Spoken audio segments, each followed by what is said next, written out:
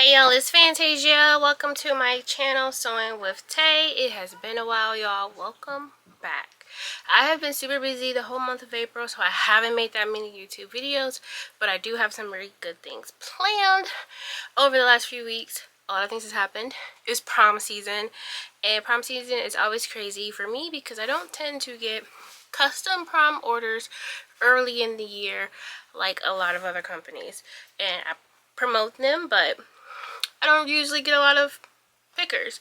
But I tend to get a lot of people who prom dress has gone wrong. They ordered something, it doesn't fit. Some celebrity, IG, whomever, designer flaked on them or took their money or didn't deliver. I get a lot of those the last few weeks of the year. And I also do a giveaway. I give away a custom prom dress to a young lady at a local high school. And this year I actually gave away 2. So I was very stretched thin, to say the least. So I didn't have a ton of time to do videos. I didn't really do any sewing classes. So those are coming back. It's middle of May. So it's probably really going to be June because I had to recover for a week. But also, in the midst of all of that in prom season, I moved into a bigger studio space. So this is my home studio, but I do have a studio where I meet clients, and I had a little closet, and it worked, and it did what it needed to do. But they increase your rent every year the first couple of years. So with my latest rent increase, I was just like, do you have something a little bit more expensive for a little bit more space? And they actually said yes. So I just moved into a bigger space. So I've been trying to figure out how to best utilize that space, how I want to decorate that space. My last studio had wallpaper that I really loved, but this place is a lot longer, so I don't necessarily want to wallpaper and the ceilings are higher. So I'm trying to find other ways to decorate my space, which is what this video is about today. It's not a sewing video. I have these wooden embroidery hoops, or plastic embroidery hoops that I had at my last studio, and they were kind of just sporadically around my studio, just, you know, something interesting like artwork, something that was affordable to me that I could do. And I decided that when I moved, I was going to put all of those embroidery hoops on one wall to make it like an installation piece. So right now all of my embroidery hoops are like black and white.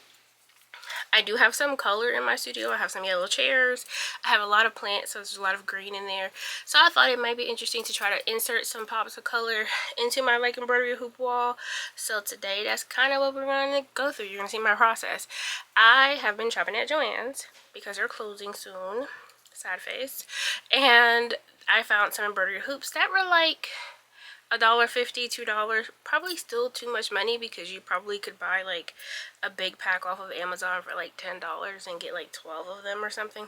But either way, I bought them from Joann's, and they were like little cross stitch kits. I just wanted the hoops, so I bought 8 of them, and I still have some of the old scrap fabric from the ones I already did, and then I made some new ones. So I'm gonna go and do a voiceover for the rest of the video, but I'm going to show you my hoops, my fabric, and my new studio space. So come on along the journey.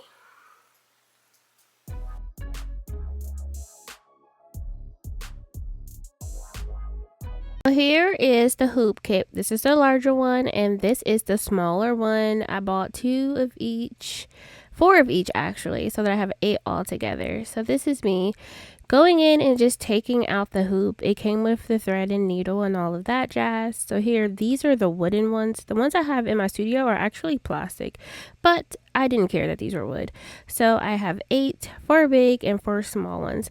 So what I'm going to do is I'm going to get some fabric. I bought this fabric recently and I really liked it. I didn't actually finish the outfit that I was making with it, but that's a story for a different day. So first thing I'm going to do is just cut out a rough circle around a little bit bigger than the size of the hoop. I'm going to take my hoops apart. These were just like kind of wooden, and they didn't have the little screw groove, so some of them are hard to take apart. But here I'm going to put the smaller hoop and I'm going to put the fabric on top. You might want to iron your fabric. I didn't, because I was hoping I would pull it tight enough that it didn't matter. And I can say I don't think it really did. But for this one, I'm going to lay the fabric on top of the inner hoop. And then I'm going to take the outer hoop and just press it down. I do want to ensure that it is tight. I do want this to kind of be like a real embroidery hoop. Like it should hit like a drum. It shouldn't be any slack in there. And then once you get it in there, you're just going to tighten that screw up to make sure that it stays on there. And then I'm going to take my scissors and trim all the extra fabric off the back. Now you could glue this or something to make it a little bit more stable, but for all intents and purposes, this works for me in my studio. And I'm just going to go through this process a couple more times with all of my other fabrications. So this is my smaller hoop, and now I'm going to do the larger hoop. I decided to do 4 in this colorway because all the other ones that I have currently at my studio are black and white. They're not the same, but they are all black and white. So I thought I would do at least 4 of these so that I could mix them in. And I think as time goes on, I want to keep doing this. So maybe I'll, pull some of these colors out of there to throw some extra ones in there to make it a little bit more interesting and colorful. But I do like the black and white theme that it had originally, so I don't know if maybe I'll just keep this one and continue to do some black and white. We'll see how it evolves. So here's my larger and my smaller hoop, and now I'm going to go back to my black and white fabrics.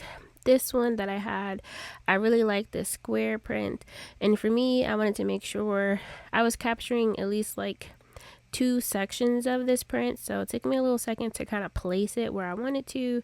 So with this method, if you want a specific print or motif, you just move your frame around till you get to the section that you want. This is all scrap fabric. I haven't used it for anything else in forever, so it didn't matter to me that I was like cutting a circle in the middle of my fabric. It's all scraps. So here we go. I thought I really like this like square and triangle section. So again, I'm just going to cut around the back. I'm going to cut it kind of short because you don't want it sticking out or pushing away from the wall, because honestly, I'm just hanging these up with tacks. So I have this one and I have 4 hoops left. So I'm going to do 2 in this print and 2 in my other black and white print. So I don't want the motifs in the print to be the same. So I decided to pick a different section in this print, and it took me a couple tries to get the placement right. Like I didn't want anything significantly cut off, so I had to kind of go back through and kind of adjust it up and down. And this is my last print, so I'm going to do 1 small hoop and 1 large hoop in this print. I really like the zigzag and this little crisscross area, so I went ahead and hooped those, got them in there tight, make sure like it wasn't weirdly cut off or weird lines going through from where the prints intersected. So once I got them together, I cut my fabric like I did for the other ones, and then I was done. So I'm going to make sure they're all trimmed up. And these are the hoops that I have now. I have 8 new hoops to add to my wall. These white based prints, and then I have these black based prints, and then I have my polka dot prints. Here is the entryway to my studio. This is what it looks like now. There is a previous studio tour on my page if you want to see those, but this is my little changing area. And then I have my little yellow chairs there, and you can see what is right now of my little hoop wall and my mirror that I need to hang. So I'm going to start the process of putting my hoops up. So I have some clear tacks. I'm just using a hammer to kind of put them in. If y'all have any tips or inspiration pics y'all can share with me, please do, because I am not that great at this, but I think it's coming along. But I just want to say thank y'all for coming along the journey and seeing my new studio space. I'm still in progress of getting it together, so there'll probably be some more videos, but this is what it looks like. And until next time, y'all, bye.